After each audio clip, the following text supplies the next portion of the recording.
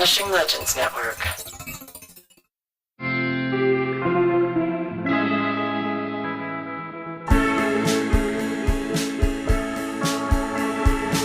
Hey everybody, I'm jumping in here on an odd day because I want to introduce you to a new podcast that's been out for just a little while called Gods, Ghosts, and UFOs. So I recorded this episode with them just a few weeks ago. This is kind of a sister podcast to the Astonishing Legends Network. One of the hosts is Tom Maxwell, and you know him because he did the Astonishing Legends episode American Bloodfalls, which was episodes 291 and 292, which was all about blood rains. He's a friend of Scott Philbrook, and you might know him also as a member of the 90s band Squirrel Nut Zippers.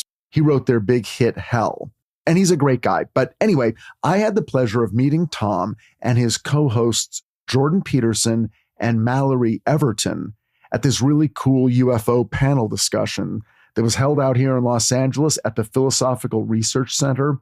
Anyway, from there, they invited me on their show, so I went on and we had a blast, and that's what you're going to hear today.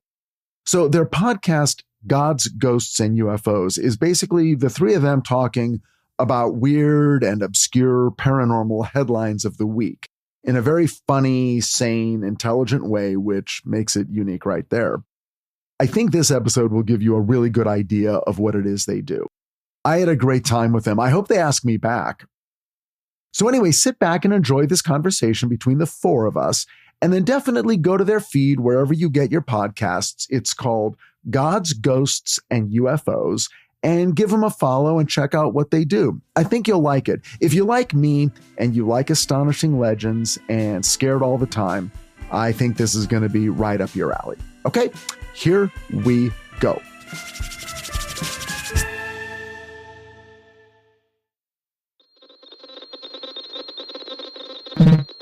Spectrovision Radio.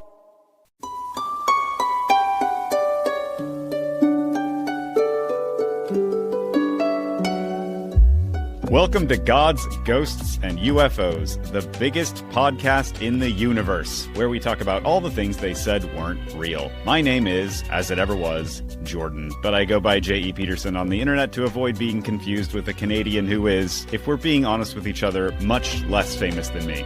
I believe my co-hosts will confirm this. Tom? No. Mallory? I mean, I am Tom. You're more pleasant than him, I think, is that's how I feel about I'll take it. Yeah. Good enough, I guess. Noticeably more. Today, we're also joined by a fourth musketeer, Richard Hatem, who is not only the talented writer behind the film adaptation of the Mothman Prophecies, he also hosts a truly excellent and highly recommended podcast called Richard Hatem's Paranormal Bookshelf. Link in the description, obviously. Richard, can I call you Richard? Absolutely. We're thrilled to have you here. I'm thrilled and terrified to be here. Oh, man, Rich Hatem, come on. What a feather in our cap. Forget it. Is it the ghosts that terrify you, the UFOs, or are you afraid of God? Yes to all of the above. Understandable. I just don't want to disappoint you guys. Oh, I'm playing with the big boys now. I want to make sure I can, return whatever you're serving. Well, Tom, speaking of big boys, do you have your big boy pants on? Are you ready to kick us off? I want to kick us off. One of my dogs is chewing on a bone, so if you hear something that sounds like zombies devouring a corpse, if you hear some gnawing sounds, what I'm going to do is share a link in the chat. Have you got it? I see it. Let's take a few moments. Actually, let's look at this so I can mute. I'm already watching it. You can't stop me. Yeah, I'm there. Stop me. Wow, this is my favorite thing I've ever seen. Whoa. Oh, wow. Oh, the second one in the background's even better. Like, what could that... Is that a human bent over if that's a human? You'd have to be a contortionist. It's just a pair of pants without a top half. It's With just a nobody pair of inside white 'em. pants walking around. I've never watched that. This doesn't make any sense. What am I even watching here? This is the classic. I mean, this is the one. This is the Patterson Gimlin film of Fresno Night Crawler material. I love it. It looks so much like a puppet, like in the way that it moves. Yeah. Wow, wow, wow, wow, wow. Tom, I love it so much immediately. Here's the background, which I picked up. I really went deep on the research to visit Fresno County website. The Fresno Night Crawler first crashed into the scene in the early 2000s.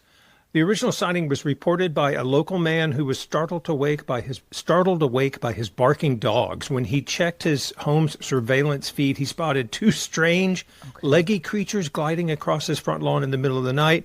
He woke his brother, who claimed to find small footprints in the yard. By the time investigators arrived, whoever they were, any trace of the creatures had been washed away. The original CCTV recording was eventually lost, but somebody filmed it, so we have that weird monitor clip that went viral.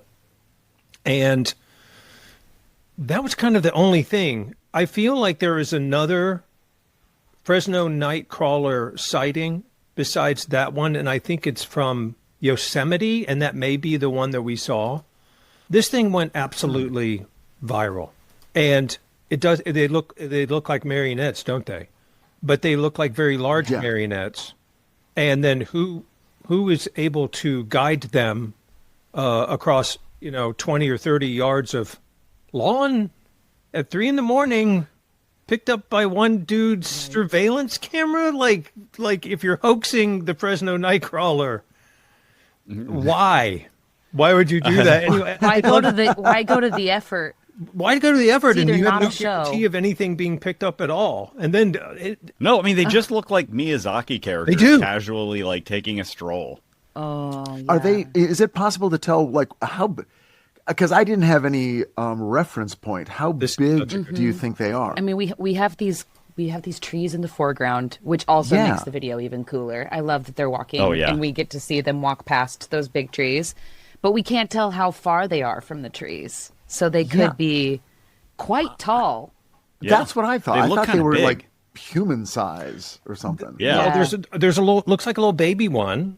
It's made 4 appearances, apparently. 2 of them in California. The first one, the OG in Fresno, right? The guy's surveillance camera. The other one, the very, very grainy one coming toward the camera in Yosemite National Park on video footage. A man has also claimed to see one in Poland.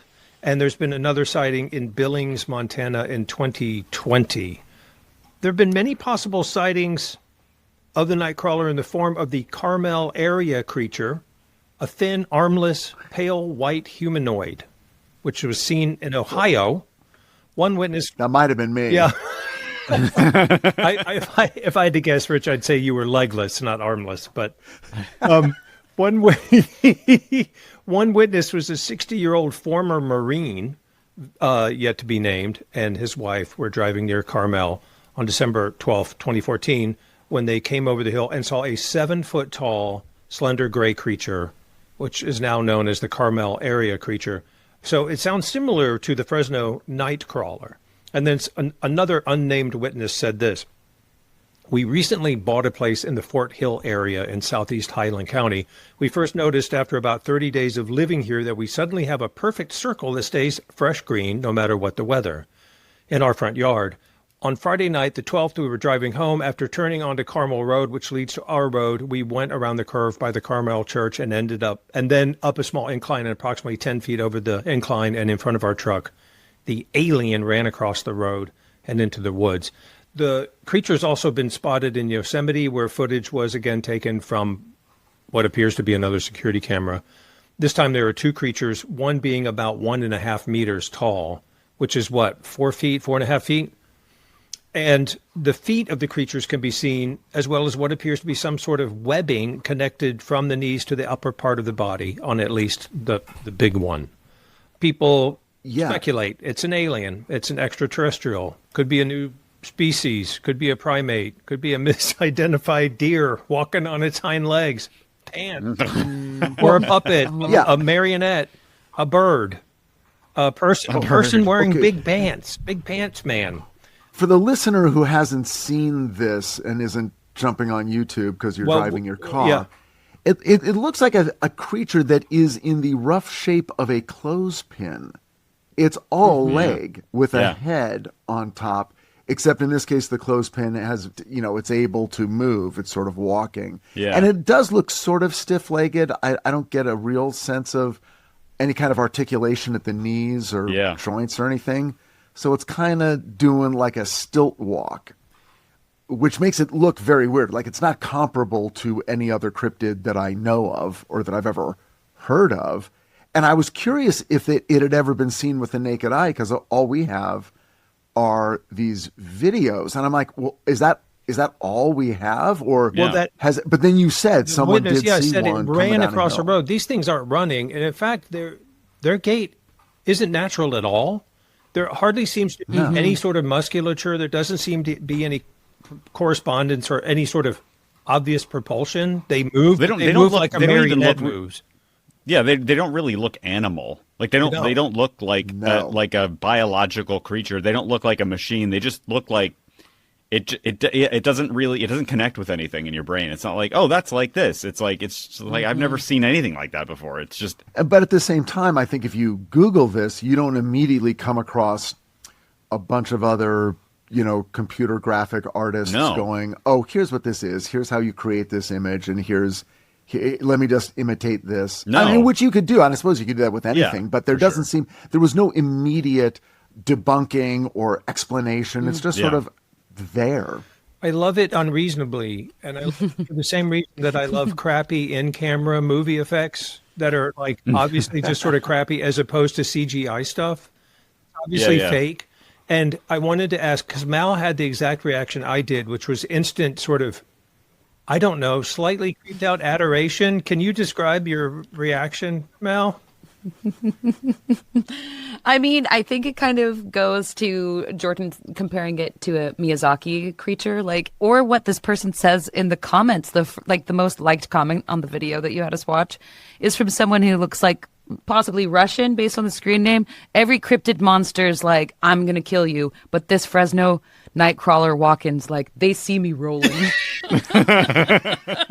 It's like there's something non-threatening about this mystery because of its design. And that is, any animator could tell you how long you can work on a creature to make it not too scary for children or right in the right place. And there's something about the way this thing is designed it's lovable. It's lovable. And I think the thing that's maybe spooks me the most is that I can't tell if what I'm seeing is the creature or if it's wearing a cover and what's underneath should be covered because of how scary it is. I don't know. It's like, it almost looks like if, Richard was calling it a clothespin. If it was like, we're talking about like some kind of scary, long-legged, spindly, what is that called? What do we call him? A Slender Man looking thing that has put a sheet over its body to be like, I'm just a spooky Halloween ghost. It's like, it's very strange. That's what it looks like. A ghost, if a ghost's sort of body sheet were divided down the middle. Yeah. And then sort of these narrow, or like a portion of an octopus kind of thing. Okay, but Maybe that's what it looks like. You know how stilt walkers are scary because they're sort of towering and they're leaning forward and they sort of have this swaying gait as they're coming towards you that I find to be somewhat predatory. Maybe that's just me. Yes. But these things, they're carnival workers. Of course, they're predatory. Thank you. These things are more like keep on trucking, maybe like, I don't know, maybe it was 4:20 in the morning when they went out for a walk, if I may put it in this way. You can't imagine them trying to run you down. They just aren't going to build up a head of steam. Well, I will that. say this. I'm trying to imagine just in my mind's eye, like what my emotional reaction would be if I saw these things. Terror. Instead of the camera, it was me in the same exact perspective. And I think I'm with Mal. I'd be like, well, that's not. It's very interesting. It's very baffling, but I'm not like scared. But then if I switch it just a little bit and imagine them walking toward me, I'm like, no, I'm scared. I'm real scared now. It's like, or if it turns I don't out want they're them to 7 notice feet me. tall. There's something about like how big are they actually? It's not uncanny valley, but it has a similar effect on me where it's like, this is so sort of improbable and yet is happening. And I can't reconcile that. And it's upsetting me in a way. Yeah, like when I first saw it, I was just agog.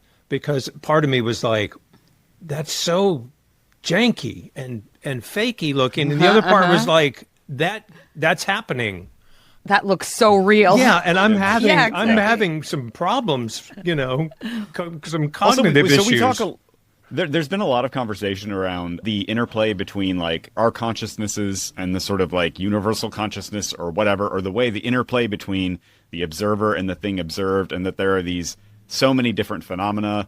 And you could talk about fairies, you could talk about UFOs, you could talk about cryptids, and that there are a lot of instances where it seems like there's a relationship between the person who is seeing the thing and the thing, so that like the way the thing manifests, even physically, is on some level potentially influenced by the person who is observing it. But none of that is going on here because it's freaking security footage. So it's not like there's somebody there determining what the manifestation of this thing looks like. It really it seems like it looks like that all by itself. Like there is no relationship between observer and observed. It's just because it's security footage. So like so much of the footage you see of this stuff is like it's so blurry and like hard to see and hard to kind of Right. like, you kind of have to guess at a lot of what you're looking at. But like with this, it's like, nope, there it is, right there. It's what it looks like. That's how it moves. And I mean, anybody can look at it. Security footage is sort of notorious for not being sort of reliable. Yeah. It has compression issues and all kinds of stuff, and it just there are a lot of sort of spooky security clips that are actually probably prosaic, and it just looks weird because of the nature of that kind of media. This is not that, though, is it? Because it's very consistent all the way through. And the fact that they're behind some trees, I don't know. It's very near and dear to my heart. Did it ever happen again?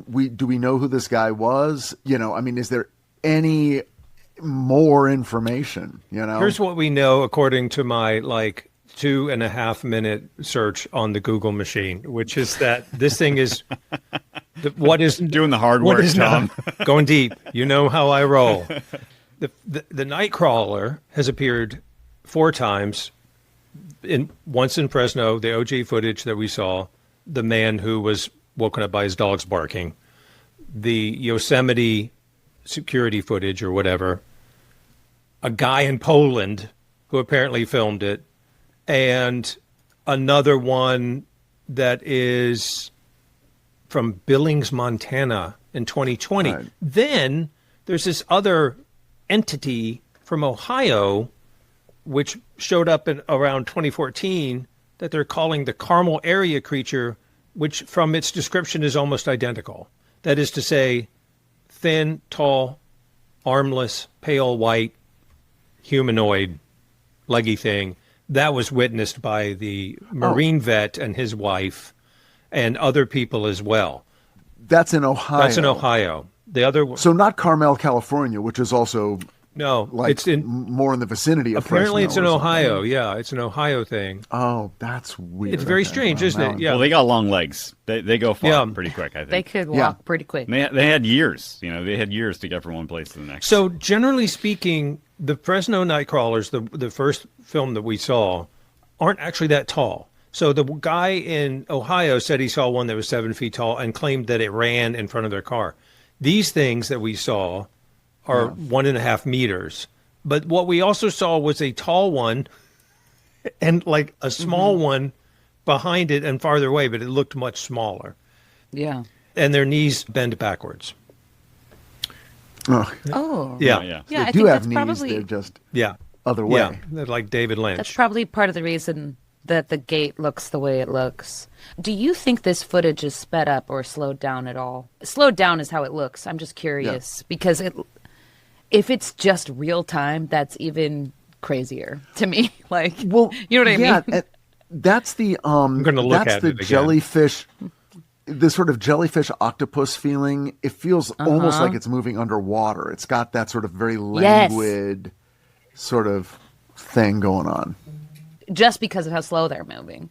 But if that's their pace, it's like it's basically like you'd have to be a Tai Chi human to walk that slow.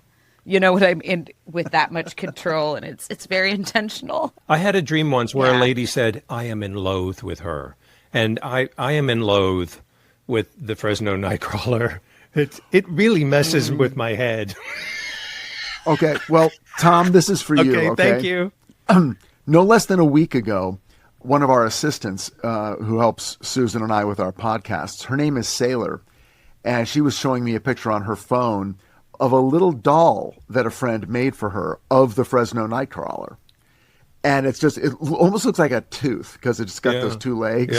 Yeah. And she's like, I love this thing so much. And I'm like, well, sure. Because at the top, there's a little like smile, like a little face. But she's like, no. And here's why I love it. And then she goes to the next picture and it's the back of the little thing. And it's got a butt. It's got a little butt crack. Amazing. So, yeah, I mean, we're definitely ending the segment with the Fresno Night Crawler's butt.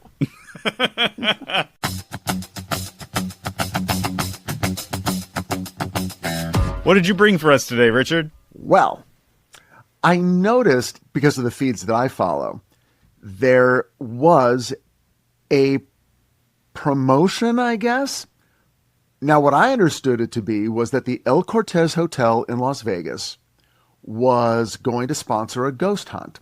And it was a contest where a lucky winner would be given $5,000 and the opportunity to conduct a ghost hunt in their hotel, which is one of the oldest hotels in Las Vegas and is, quote unquote, notoriously haunted. I go to the website of the El Cortez Hotel, and the very first thing that comes up is a big banner saying, apparently there's this thing online that says we're doing a ghost hunt. Well, we don't sponsor that. We're not affiliated with it. We have nothing to do with this promotion. So then I'm like, well, wait a second. That's odd. So I've seen articles. So I went and looked at the articles. Here's what it turns out. There is a website called casino.org that seems to primarily be involved with the promotion of online gaming websites. And they present themselves as, we sort of cover the field of online gaming and we tell you what sites to go to and what sites to avoid.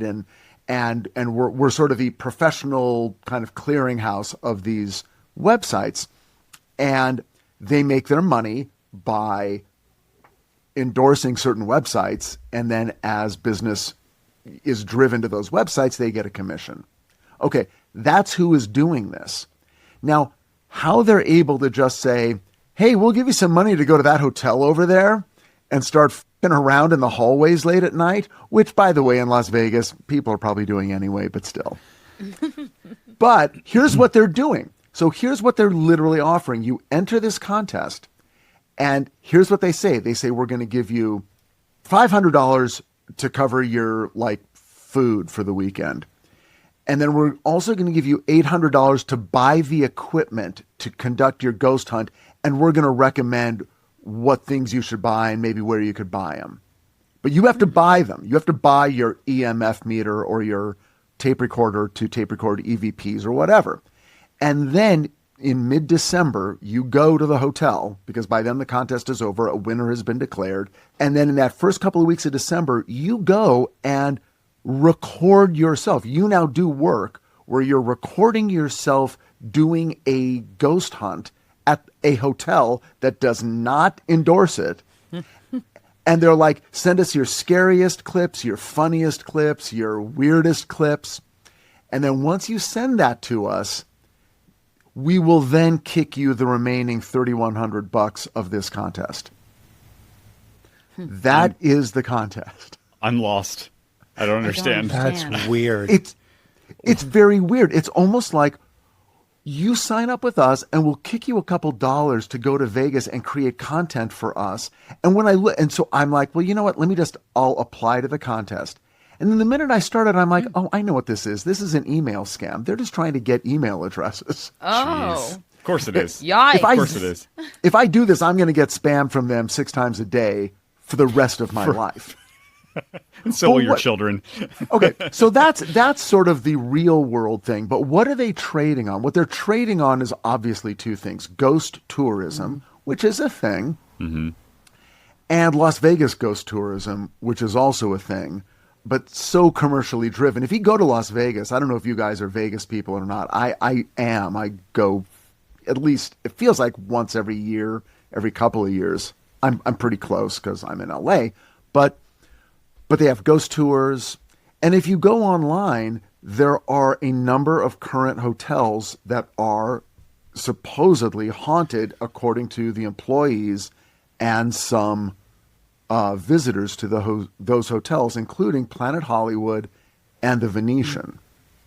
I mean, that makes sense. Yeah, that does totally make sense, especially if you consider that hauntings often come from traumatic experiences, and I can't imagine a place in America with more per capita traumatic experiences than Las Vegas.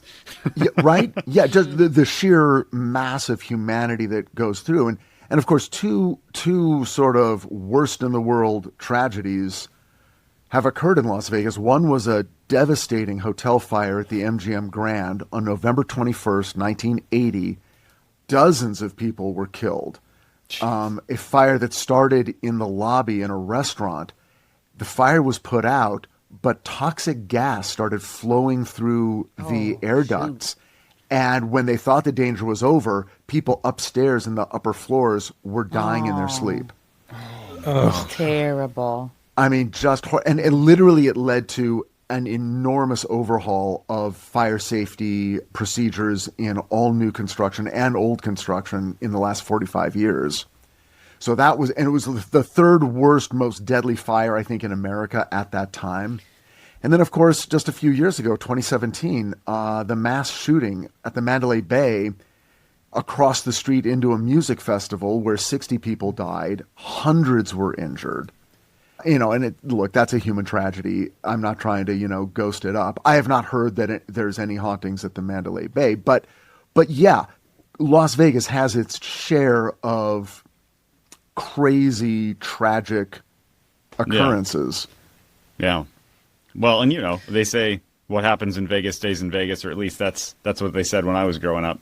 And I think they try to launder their image a little bit next decade or so. But there's definitely a lot of psychically extreme things that happen in terms of psychologically. Like the people go to Las Vegas and have a lot of experiences, and a lot of those experiences are not necessarily positive. And so it makes sense that there might be maybe a higher incidence of what we often associate with psychological extremity in human experience, which is, part and parcel with hauntings. Also, man, if I was a guy who died in a hotel because of poisonous gases, I'm thinking of ghost activism, I guess. I would totally haunt that place until some changes were made, Well, guys, do better. Well, what's interesting, because it's hard to take anything that is in Las Vegas at face value. Yeah. But there were hauntings. The old MGM Grand became Bally's, and the hauntings there that were reported that I read about all seem to be people who appear to be going through a normal human activity, entering a room, leaving a room, and then flicker and disappear. And the flickering part, flickering in, flickering out, transparent people in the casino area, transparent people that then flicker out of existence. Those are the kinds of hauntings reported there. Now, at Planet Hollywood, and much more recently, on the 6th floor, and again, that is a hotel that used to be the Aladdin Hotel, so this is a structure that in another life did exist for a period of time, probably had its share of human tragedies. On the 6th floor, it's almost entirely poltergeist-style activity. Objects moving around, doors opening and closing, lights flickering on and off. Apparently there's, subreddits and online forums of employees who talk about it quite openly and say, yeah, it's the 6th floor. Here's my experience. I just read about the Venetian, which is the hotel that Tupac Shakur was murdered out in front of in the late 90s. He was driving in a car with Suge Knight, and somebody pulled up alongside him and blam, blam, blam. And Tupac was hospitalized and died 6 days later. And apparently, people see a shadowy figure with a bandana cross that street in front of the hotel. And they believe it to be the shade of Tupac Shakur. Was there any mention of hauntings inside the Venetian? And by the way, I'm sorry for people booking their trips right now. Planet Hollywood, get a room on the 7th floor, not the 6th. The 6th floor is the Venetian's problem. And again, I think that's more what you might call run-of-the-mill hauntings. And there was one guy online, and this is just, he was telling his story about being in the room and repeatedly hearing someone try to enter his room, which just on a realistic level would be disturbing. Yeah. You know, someone kind of working at the doorknob, and there was whispering outside also. So at first he's just like, well, someone's, got the wrong room. Big deal. Yeah. But after the third or fourth time, he yells, because he's in the room, he's awake, it's early evening. He yells, "This room is occupied." And that seems to stop it. So he's like, okay, that ended it. Then 15 minutes later, it's starting up again. So he jumps up, runs to the door, kicks it open, or yanks it open. No one is there, but he can hear that whispering, those indistinct voices in the hallway now that he was hearing right outside his door. And now he's hearing it move down the hallway. No. He follows the voices. Okay. Braver than me. Gotta like this guy. The voices dissipate. He returns to his room. Did he catch what they were saying? What the discussion was? No, it was indistinct human whispering. And he's like, now keep in mind, when you're in Vegas, you can hear people coming up and down the halls and they're joking around. And I've had that experience many times of hearing other guests as they're coming in and out late at night. And you can hear voices. It usually doesn't sound like whispering. It's just people talking to each other. Yeah. But the indistinct susurrus of whispering outside his door that he then is able to follow down the hall until it dissipates. That's threatening. That's very different. That's just as scary. No. People whispering, especially if they're like trying the latch on, your door handle. That's not good. Awful. I also just read that people claim to see Elvis walking around in the Westgate Hotel, walking around the hallways. Well, I mean, that's. But of course they do. It's Vegas. Yeah. There is a man who is posting on YouTube right now. He's going by the handle just James. That's probably not his name. And the videos started on September 16th, at least the videos that you can go and watch right now. September 16th. That video only has 9.7 thousand videos, and the title is Weird Thing Again. And then in the description of the video, I am now driving home with it in my car. I feel so many different things right now. I will not commit suicide. And since that day, this man has posted 40 videos total. He has just under 5,000 subscribers as of today. And he is giving updates about what appears to be an unidentified flying object. And the first video is him. All of the videos, none of them show his face, and he makes all of the best attempts to not show any street signs or make any comments about where he lives. I have no desire to reveal his identity in any way, but he sounds sort of Canadian. He says sorry instead of sorry. Yeah. Who knows where he drives around a lot. So anyway, but most of the videos are of his shadow on the ground while he talks about this thing. It's vibrating in patterns, and it's vibrating weaker and weaker each time, so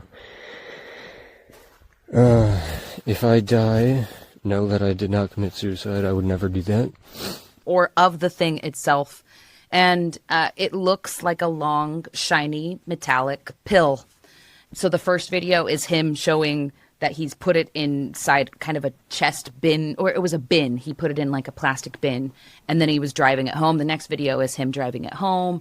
He takes it back. He starts to do tests on it. They're the kind of tests that, you might spray it with water. That's what he does in one of them. He's like, I'm going to spray it with some water, and we're going to see what happens. Oh, there's a ladybug on it. And he's like moving the camera toward the ladybug. I'm telling you, I have watched every frame of all 40 videos because I actually think that it is extremely genius storytelling if it's not actually happening. If it's a storytelling ploy, or if he's trying to get views, first of all, it's not working yet. Granted, it's only been going on for less than a month. That's a lot of videos for a month. It's not like he's cranking one out every Friday or something. Yeah, it's every day, in part because he's stayed pretty consistent with his intentions. He just wants to understand the truth, and he doesn't want it to end up in the wrong hands. And he's trying to understand it. So he's trying to get the community to engage with him. He's like, I don't know what to call it. Some of the videos are like, what do I do, guys? And then the next videos, actually, guys, what do I do? Because there are some unexpected things that have happened and things that he's discovered as he like got the Geiger counter that he ordered, for example. And the thing is over the charts radioactive, which might explain why in one of the videos previously he felt so sick that he like vomit burps and you can hear it on the camera. I mean, I'm just saying, like, it's too boring to be somebody who is trying to craft this. Like, are any of you familiar with Dear David? Have you heard of that story? So yes, Richard's nodding his head. Dear David was this incredible Twitter thread that a man named Adam Ellis was posting in August of, I think it started in August of 2017. And the man had a movie deal by June, of the following year. And he was an illustrator and a writer. And he was posting about this kid with a shrunken in, with a head that had a sunken in spot that was visiting him in his dreams. So he'd post these videos of his cat acting strange. And he did Paranormal Activity style photos of him while he was sleeping where you could see the kid appearing. I mean, it had the internet all aflutter, but it also looks like an art project that turned into a movie deal, This doesn't feel like that to me. It doesn't feel curated in the same way. A lot of the captions and stuff aren't even, like, the spelling isn't corrected. And he's just kind of like, I don't know, Elon Musk or Joe Rogan, if they want it, I'd give it to him. It's possible that, but he's not, he says over and over again, like, I'm not trying to get famous. Please don't kill me. Government, I'm not trying to, it's fascinating. And I do, the only thing that makes me think it could be some kind of art project, which is what always comes up, that somebody's trying to do some kind of interesting art project. If they're not going for overt fame now, maybe in the long term, they're hoping to have their storytelling skills validated. But like I said, it's too boring, it's too messy, it's too human, at least from my take for now. I'm not saying I know what it is. He doesn't. He keeps saying, I want you to debunk this for me because I'd like my life to go back to normal. Well, what's it doing that would make you think it's anything other than an inert object? A man-made object. Yeah. He saw it flying, and he, you don't find out until the middle of, if you go in order of all the videos, you don't find out until the middle that his first video was removed. It was taken down. The video of him going and finding it in the desert, because he said something about, I think, getting killed, that he was worried he'd be killed. And so he removed that part of the video and reposted it. So it's in the middle of the story, if you go in order, that you find out that he saw the thing flying and went and found it in the desert. And other than that, he did at one point have it on 2 sawhorses in a backyard area. And he left and came back, and it had lifted and landed on the ground. And that was when he was like, guys, actually, what do I do? It's not on the sawhorses anymore. And again, felt a little convenient that he walks up and he realizes on camera it's not there. But also that could have happened. You know what I mean? So there are things like that where I'm like, wow, I'm riveted. I'll say this, I have not seen the videos. Obviously, this is the first time hearing about it. But what I like to do is deliver definitive judgment on something with the minimum of information. Absolutely. Oh, yeah, absolutely. That's the American way. Thank you. Let's go. So with that, I will say I want to weigh in early and say I believe this is a dramatization. This is an artistic narrative that has been created, and it is not what it appears to be. Okay. Well, because why? Why do you say that? Yeah, I want to hear. Yeah. Well, weirdly, okay, so now here's my bias. It doesn't seem to track with the vast storehouse of stories and reactions that I've heard. Sounds a little bit like the Betz That's Sphere. exactly what I was going to say, Rich. Yes. Yeah. Hey, I found a thing in the woods. Right. Let's bring it home. And but the fact that he discovers that it is emitting enough radiation, like a really high level that makes him immediately ill, would lead me to go, oh, I really don't want to have cancer. I'm no longer going to goof around with this. Right. Also, the early introduction of his existential crisis, which immediately pulls you in on a character level. Mm-hmm. To me, that's just good writing.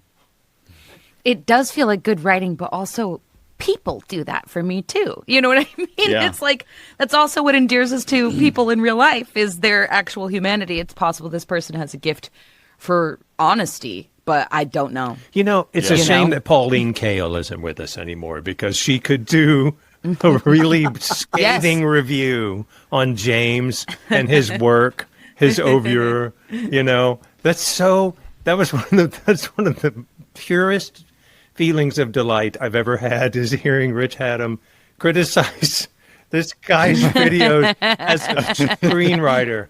Oh, yes. I mean, truly. Having not seen it, that's what I love doing. Can I weigh in for a second? I actually did watch almost all the videos. I'm impressed. I was trying to speed run them a little bit. It's a slow burn. Yeah, and I was trying to speed run them a little because I didn't have like that much time. I had like a portion of an evening to try to get through like a lot, and a lot of them are short. They're like 2 minutes or less. So like I was able to grind through a lot of his content. But yeah, there's a lot to say. My overall impression right now is that I'm still on the fence, because the guy, there's a mismatch to me between the sophistication it would require to hoax some of the things that he's doing, and the level of sophistication he seems to have as a person don't match to me. I'm also a writer. You know, I have some idea of maybe how I would put this together if I was trying to like sell it, you know, and there are some things that I'm like, oh yeah, that would be a good way to try to sell this, you know. But then there are other things that I'm like, why if you're trying to sell this, like, why wouldn't you do this other, you know what I mean? There's like lots of like sort of missed opportunities to try to sell it. And there's also a lot of stuff that would be really, really, really hard to pull off without being really, frankly, really, really smart. And I'm not sure I see that level of intelligence in the production of the thing, if that makes sense. And specifically, like, there's a big B plot about the Geiger counter. There is. He's like, it's like everyone's waiting if you think it's to get it in the mail. Yeah. If you think it's radioactive, why don't you use a Geiger counter? He's like, I don't have one. I'm waiting for it. Okay. Yes. He's like, I ordered it. Yeah. And then you're waiting for the video with the Geiger counter, and it never comes. And then he's talking about having done the Geiger counter, and then people are like, why are you showing it? And then he goes on he's like pissed off, and he goes on a rant to his commenters. He's like, what do you think, I'm going to put the reading on camera? It's illegal to have stuff that's radioactive. Like, I would immediately have the government come and like whatever. He's like, I'm not an idiot. You guys think I'm an idiot. I'm going to put the Geiger counter on camera. So instead he like talks about what the reading was, and he like goes into detail about like what happened when he used the Geiger counter, and he shows the chart about like what the reading. Anyway, it's just very interesting. But here's the thing. Why is he putting any of it out there? If he's that worried, you know what I mean? If he wants Joe Rogan to have it, you don't need to film yourself and that's the thing. talking about it. Just give it to Joe Rogan. Go call the cops and say, this fell out of the sky. Would you please take it off my property? I will say this. I mean, there's and by actively trying to, guys, what do I do? Click here. Yeah, subscribe and let me know what to do. To push back on that, there is a pretty dramatic generational divide here. Whereas if you're over a certain age, you're going to be thinking what you're thinking, Rich, which is like, why wouldn't you do this and this and this? If you're what under age a certain do you think age, I am, all Jordan? people, you're at least 80. At least 35. Man, please, off air, let's get your skincare routine. All right. You know, I'm looking like a dried apple grandma. You could make a compelling argument. My wife has on several occasions. I'm 40. I feel like I'm too old to totally understand this, and I'm slowly learning it as I watch younger people operate online, and that people under a certain age, they do this thing where like they don't go to anybody. They literally just start posting stuff online. That's just what they do. They like go to the internet, and they're like, people of the internet, magical humans of the internet, help me solve my problem. And that's just like what they do. And like that, to me, that's like 100% in line with this vibe. And that's one of the least performative things, frankly, to me about this whole thing. I'm so fascinated by it that I took notes on every video. You know, like I felt like almost every chapter had something interesting from a character standpoint as a writer, or as a person who's trying to present information that could add to the next part of the narrative, including chapters that are like, here's my boring update today. I'm still not dead. That's pretty much it. I'm thinking about maybe burying it on an island, you know, because like a pirate. I was like, all right. I love this like, it's just stream of conscious sometimes of a person who's trying to figure out what to do. And there's a part of me that's like, as an actor even, I'm like, incredible work if so. Or, delusional people are pretty good actors too, because they've convinced themselves of something. So there's beyond the bet sphere, there's other things you can point at. One of them, the Blair Witch Project. Here's how it quote unquote started. My wife Susan was working for Disney publicity at that time. And I mean, DVDs were still just barely coming in. This was, turn of the century, the last one. And so VHS cassettes got sent out, and were sent out all the time. I mean, every day in the mail, you would get a ton of video cassettes of movies and things and whatever. So this company sent out 50 video cassettes, and then the next day had their assistant call every place that received one and say, there's been a mistake. I'm so sorry. Those were not supposed to leave. There was basically a clerical error. We absolutely need you to send back those videotapes unwatched, please. Oh, yeah. So smart. So good. That's so smart. So people watched them. Oh, of course. And were like, what the is this? And they all thought it was a documentary, you know? Yeah. And they're like, and so immediately, even people who didn't watch it just made copies of it, just like, oh, sure, we'll send it right back. And then made a copy, send it back, then made more copies. And those copies were all over Hollywood, literally, because this is the way it works. So smart. That's Within days, people were like, did you guys get one of those? And assistants are calling other assistants. And like, and did they call you back? But Mallory, my question to you is, how do you think this is going to end? How do you want it to end? What's your guess? A month from now, what are we all going to be saying about it? I'm probably the least well-versed in sort of the UAP patterns of the three of us, but I can tell you what his guesses are. And I mean, honestly, I think the most likely thing will be that the videos just stop. That's what I think. I think they'll just stop, and it'll be like, oh, some people will be like, he's dead. And some people, like probably the majority of my body, will be like, he got bored of telling his story without Joe Rogan calling. You know what I mean? And the funny thing is, like, bringing up people like Joe Rogan and Elon Musk, like, kind of backs up what Jordan was saying about, like, oh, this just seems like, it both backs up the idea that he just, like, wants it to be someone who's decently famous. For like, which is like there's so many sort of famous, it's maybe just very decent. Mal, what is the thing doing? Not necessarily famously decent. What is it exactly? What is the thing doing? Like, he has his own crises, and he's talking a lot about but like, what is the thing on camera? By the way, not off camera. Well, it's magnetic.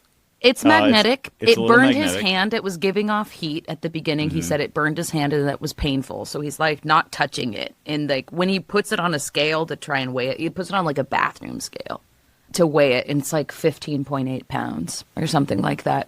He brings a radio to it so he does a radio frequency test and tells. He takes a picture of the markings on the end because it has markings similar to the Boogosphere markings that we saw. And then he writes it down and just says, like, if somebody wants to interpret these, like, let me know what they are. There's one video in particular where he's pretty convinced. He has it in a basement at one point, and every time he turns the camera on it, the lights flicker. And then when he turns the camera away, they stop flickering. And his assumption is like, wow, this thing has a mind of its own. It doesn't want me to get a good video of it. Obviously, he's extrapolating or like making that connection to make us more interested. But it seems to be messing with the electricity in that room. And he does take it out of that room pretty quickly. He moves it outside and he does a spray test. He sprays his spray bottle. And then, there's the video where he comes back and it's like 10 feet from the sawhorses that it was on, and it's in the grass. Have you had any? And then it's giving off a ton of magnetic, which you don't see on camera, which you don't see. Have you had any whoa moments watching the videos? I wouldn't say there are any whoa moments like that. I think the only the most compelling thing about the videos is the character himself, not really the thing. Which is why it's like this person who believes he's having an experience. Or wants you to believe he's having an experience, and he's talking about how he's feeling, how it's messing with his emotions, you know. He's doing improv. I would say no. Right? Possibly. Maybe. Yeah. Yeah. So cool. I mean, here's my take. My take is either direction, and kind of like with the Boogosphere, either direction I'm happy. Like, this is such a cool... I know, right? This is such a... If it's an art piece, if it's a performance piece, if it's an attention grab or whatever, it's really interesting and unique, and I haven't seen anything quite like it. If it's real, that's also obviously really interesting. The markings, I think, are a little bit, not like whoa, but like they are also interesting. Like there's... What do you call it when you take the two triangles and they flip them and then they make a star? Mm-hmm. What is that Star shape of David called? Well, it's called the Star of David, Jordan. Okay, it's not that weird. Yeah. You know, if you were an 80-year-old like me, you'd know that. It's really interesting you brought up the bet sphere, because I don't think that family courted attention. I think they genuinely tried to figure out what it was and put it in the hands of people who could give them a straight answer, and then got mobbed anyway, and then were messed with and all that stuff. The opposite end of that spectrum is the Boogosphere. And look at there's there's some videos of a thing in the air, and then a video of something on the ground, and then all of a sudden big production, big South American production, and like a 2-hour special with, scientists from around the world and a study and all this stuff, where it's just like, and then farmers have turned into video correspondents. Do you know about any of this stuff, Rich? What was this thing called? The Boogosphere. B-U-G. Sounds like the Bogosphere to me. Thank you. Oh. And with that, Richard Hatem shuts down a rival podcast. The mic drop has too much low end. Wham. Good night, ladies and gentlemen. Couple of quick reminders before you go. First off, if you haven't left a rating on your platform of choice, please do that. One of the first things people look at when they're judging a show by its cover is the number of ratings it has. So if you dig what we're doing, show it with stars. Once again, we tricked our guest into hanging out with us for the epilogue, and talked about Mallory's deep-seated fear that science might one day discover a God formula that removes all mystery from the universe.